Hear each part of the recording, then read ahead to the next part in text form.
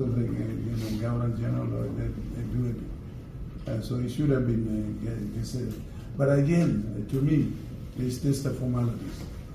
What matters is the instrument. Instruments are appointment. It takes over.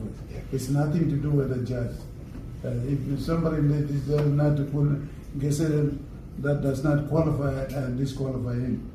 They just don't do it. And it's not a big issue. The issue is it's been appointed. It's been sanctioned by the relevant authority. I want the media to not to take us that this is an issue. At least we have better things to do. This is just a minor issue. Again, it's ongoing matters. That what the lawyers have been advised to. His term elapses 21st of November last year to now.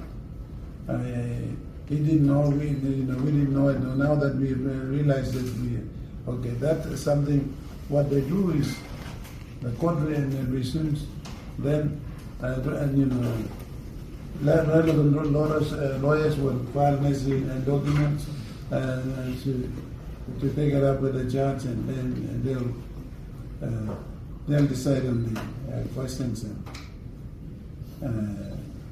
And so that I leave it with a court. Otherwise, I step into the areas that I'm not allowed to step in.